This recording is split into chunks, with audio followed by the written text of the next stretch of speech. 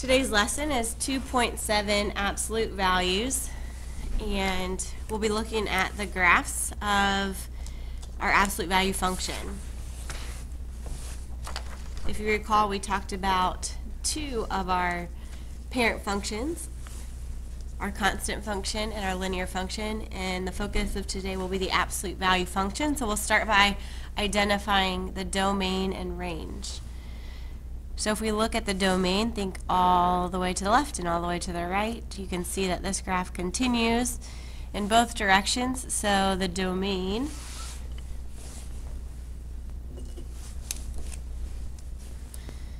again would be all real numbers. The range, in this case, since there is a vertex. Feeling a little bit better? Yes, thank you. Good. Glad you're here. Thank you. Good to be here.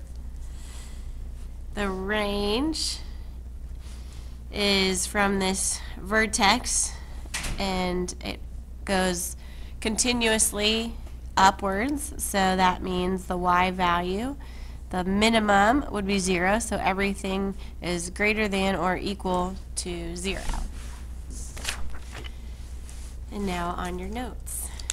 So if you recall, these t-charts associated with graphing a function, we can just fill in some values. We'll put 0 in the middle for our inputs, our x values, and go down in the negative direction 3, and in the positive direction 3, and then we'll plug each of these into the function. So y equals the absolute value of -3. Remember, absolute value means a number's distance from 0, so that would just equal +3. And then the same for the absolute value of -2. That is 2 units away from 0, so the absolute value of -2 is 2, and of course then the absolute value of -1 would be 1. Absolute value of 0 is 0, and then the absolute value of 1, again, it's 1 unit away from 0, so the absolute value is 1. Absolute value of 2 is 2, and the absolute value of 3 is 3. And now we can graph these as ordered pairs. So -3, 3 would be located right here, and -2, +2, -1, +1, 0, 0, and then in the other direction 1, 1, 2, 2, 3, 3. And so we have this pattern. From the vertex, we're going left 1, up 1, right 1, up 1, left 2, up 2, right 2, up 2, and left 3, up 3, right 3, up 3.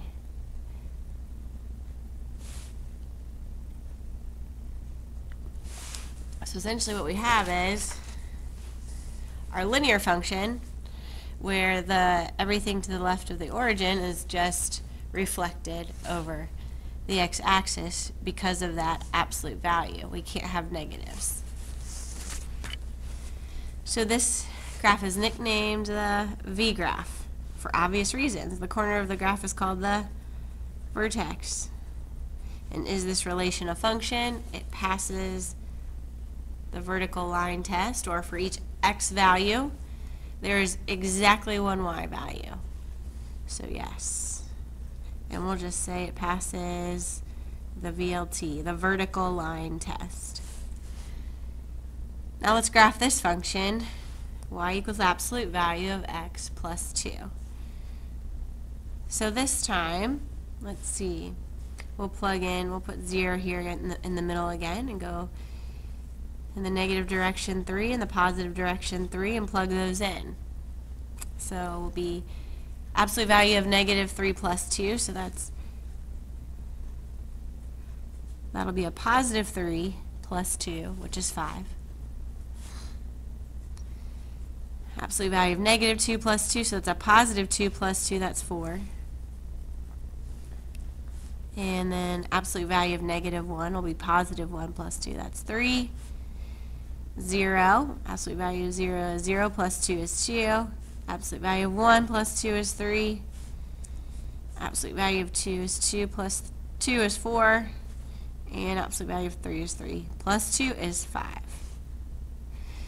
So again, we have negative 3, 5. Let's see, that's negative 1, 2, 3, and up 5.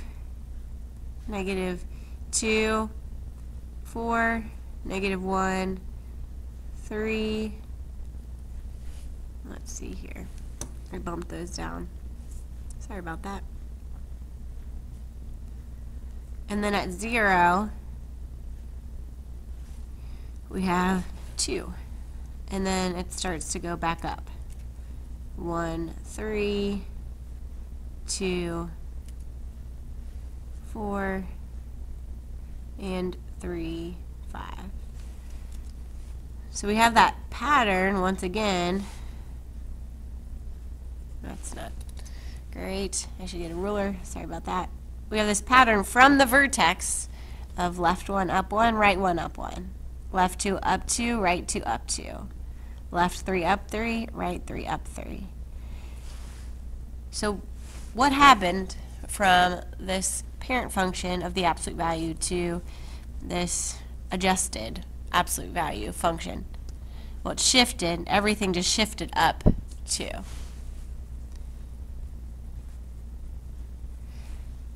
And similar to what you saw in your opener yesterday, we had the parent function of y equals x,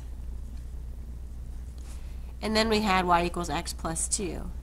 And everything was just shifted from the parent function up 2. Now notice the plus 2 and the plus 2. So that's our indicator on a vertical shift.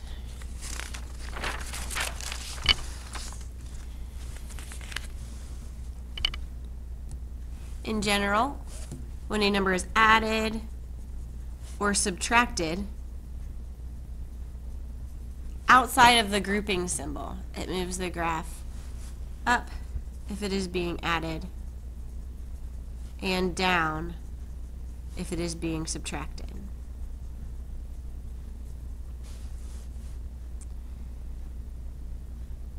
In general, when a number is added or subtracted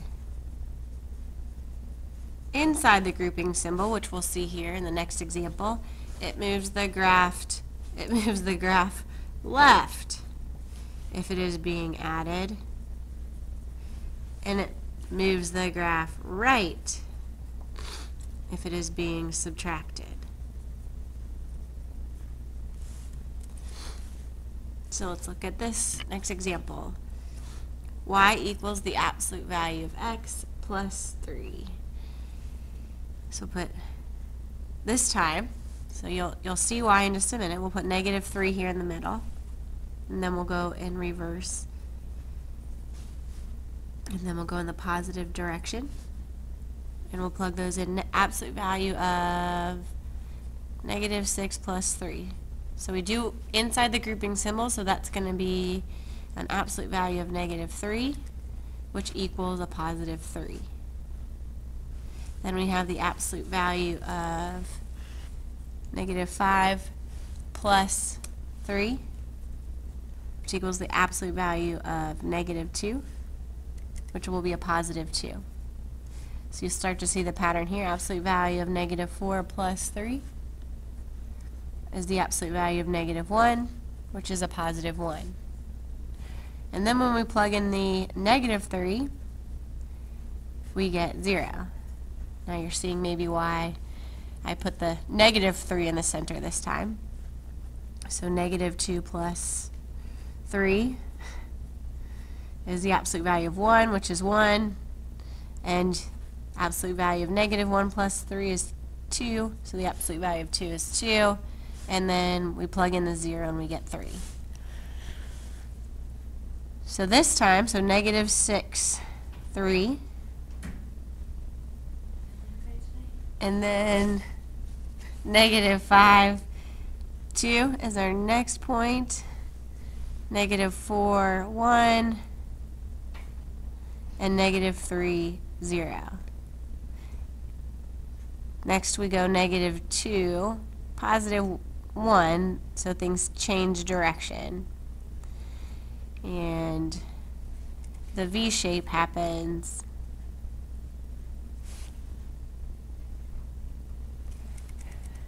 just as was indicated in a rule that we just wrote.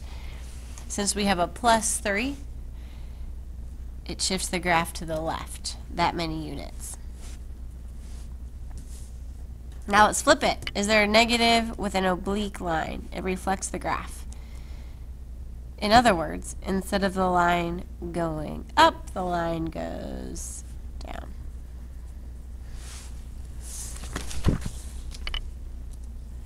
So the graph of the following function, we have negative absolute value of x minus 1 minus 3. You'll see we have something added in the grouping symbol or subtracted in the grouping symbols and outside of the grouping symbols. So you can imagine a shift in both the horizontal and vertical directions. And we have this negative outside. So let's follow the same pattern as the last one. We plugged in the value for x that made this 0, that made the group 0. So we're going to put a 1 in the middle. So that's our 1.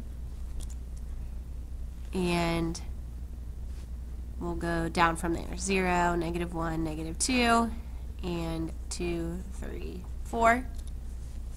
Plugging in a negative 2. So this starts to get a little bit more complicated.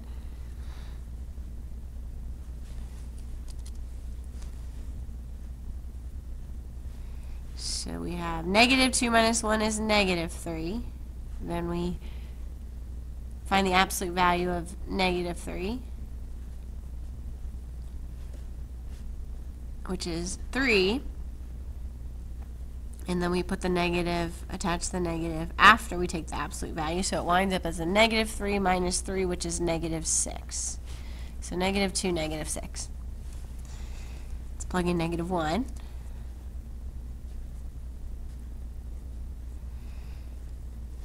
So we have negative, the opposite of the absolute value of negative 2 minus 3.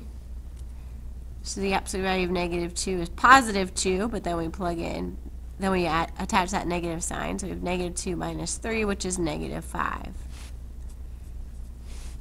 So again, you're probably sensing the pattern here. Negative 6, negative 5. We anticipate a negative 4. So we have absolute value of negative 1 is positive 1, then we attach that negative sign.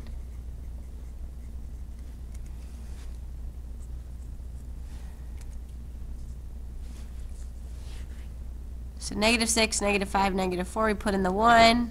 Positive 1 minus 1 is 0. Negative, we don't take the opposite of 0, it's still 0, and then minus 3.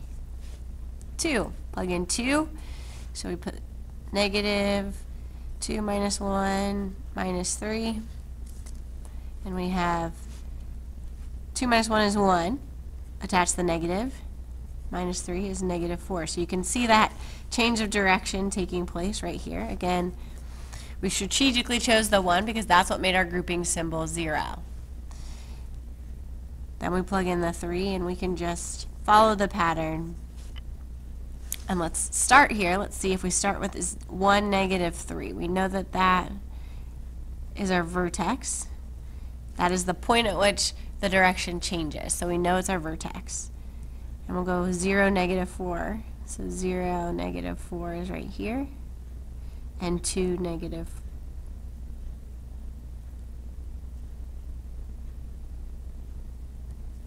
Did that wrong. Sorry about that. 1, negative 3 is over here. And then 2, negative 4 is here. And then, sorry, that's 0, negative 4. And 2, negative 4 is here. There we go, back on track. Negative 1, negative 5.